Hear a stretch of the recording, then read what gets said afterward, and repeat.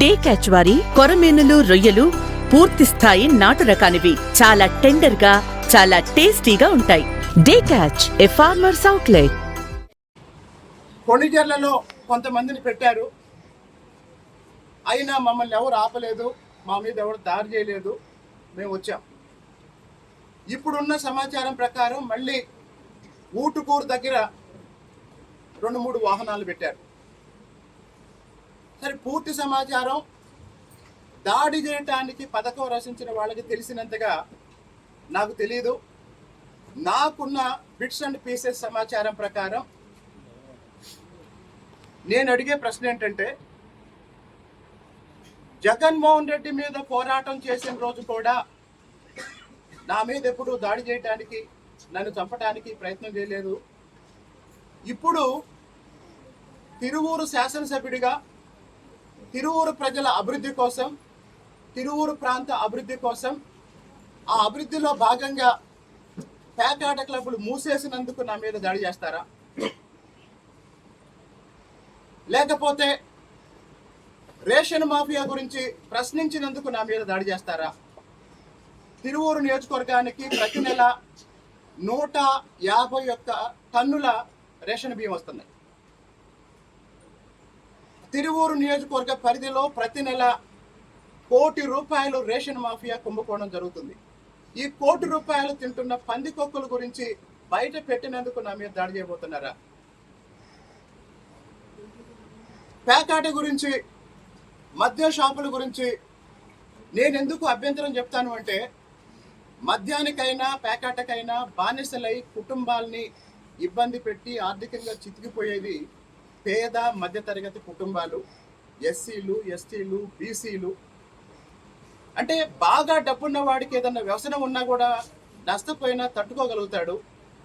కానీ కూలి పని చేసుకునే వాళ్ళు, చిన్న చిన్న ఉద్యోగాలు చేసుకునే వాళ్ళు ఇట్లాంటి వ్యసనాలకి బానిస అయితే కుటుంబాలు నష్టపోతాయి, పిల్లలు రోడ్డున పడతారు అనే ఒక సామాజిక బాధ్యతతో నేను పేకాట వద్దంటున్నాను. మద్య షాపులు, బెల్ట్ షాపులు నియంత్రించడానికి ప్రయత్నం చేస్తున్నాను. తర్వాత నేను చేసే పనుల వల్ల తెలుగుదేశం పార్టీకి ఒక 10,000 ఓట్లు పెరుగుతాయి తప్ప నష్టం రాదు. మరి నా మీద చేసే విమర్శలు ఏంటి? నేను ఎమ్మెల్యే అయిన 3వ నెలలో నా మీద విమర్శ ఏంటంటే, ఈయన జగన్మోహన్ రెడ్డి కోవర్టు అని. జగన్మోహన్ రెడ్డి కోసం పనిచేసేవాడు ఆయన అధికారంలో ఉన్నప్పుడు, ఆయన ముఖ్యమంత్రిగా ఉన్నప్పుడు ఏదైనా ప్రయోజనవాసం చేస్తాడు. కానీ ఆయన మీద పోరాటం చేసి ఆ పోరాటంలో భాగంగా వచ్చిన గుర్తింపుతో ఎమ్మెల్యే అయ్యి ఒక నియోజకవర్గంలో బాధ్యతాయుతంగా పనిచేసేవాడు, అది కూడా జగన్మోహన్ రెడ్డిని ప్రజలు పూర్తిగా ఓడించి శాసనసభకు కూడా రాని జగన్మోహన్ రెడ్డి కోసం పనిచేస్తే నాకు వచ్చే ప్రయోజనం ఏంటి? వెంటనే చెప్పే సమాధానం ఏంటంటే, ఏదన్నా ఆర్థిక ప్రయోజనం ఉందేమో అని. తిరువూరులో ఉన్న మీడియాని అందరిని అడుగుతున్నాను, ప్రతిపక్ష పార్టీలను అడుగుతున్నాను. ఈ 20 నెలల నేను ఎమ్మెల్యేగా పనిచేసిన ఈ కాలంలో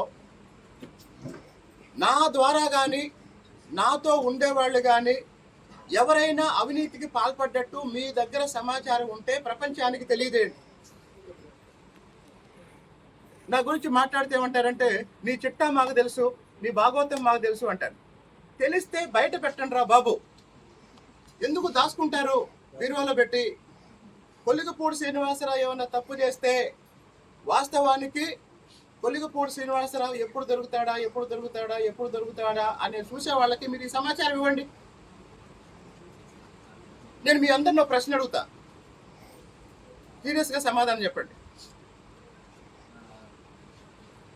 గత కొద్ది నెలల్లో తిరుపతిలో కిరణ్ రాయల్ అని ఒక జనసేన నాయకుడి గురించి కొన్ని వీడియోలు వచ్చాయి. ఆ తర్వాత సోదరుడు రైల్వే కోడ్ ఎమ్మెల్యే అరవ శ్రీధర్ గురించి కొన్ని వీడియోలు వచ్చాయి. రీసెంట్గా పెద్ద ఆయన బిఆర్ నాయుడు గురించి కొన్ని వీడియోలు వచ్చాయి. అట్లాంటి వీడియో ఏదన్నా ఒక్కటి కొలిగిపూడి శ్రీనివాసరావు గురించి వస్తే ఈ పాటికి ఏమయ్యేది?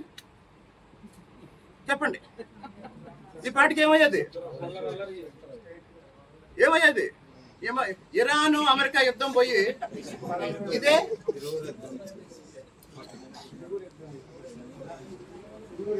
కాబట్టి కొల్లికపూడి శ్రీనివాసరావుని ఎలా ఎక్స్పోజ్ చేద్దామా, ఎలా ప్రజల్లో వ్యతిరేకంగా చూపిద్దామని ప్రయత్నం చేసే వాళ్ళకి నేను అడిగేది ఏంటంటే, నేను చెప్పేది ఏంటంటే, మీ దగ్గర ఏమన్నా సమాచారం ఉంటే ఇవ్వండి సార్. మన మంచి పెట్టారు సార్, మీ ఫోటో ఒకటి పెట్టారు కదా సార్. దానికి వెంటనే సమాధానం ఇచ్చా కదా. నా ఫోటో పెట్టి మార్ఫింగ్ చేసి ఫోటో ఇస్తే ఎవరైతే మార్ఫింగ్ చేశారో ఆయన ఫోటో పెట్టి నేను రిలీజ్ చేశాను. కాబట్టి నేను నాకు తెలిసి అసలు ఇంత ధైర్యంగా ఇంత గట్టిగా తప్పు చేసిన వాడు మాట్లాడు, లేదా సరే మళ్ళీ అసలు విషయానికి వద్దాం.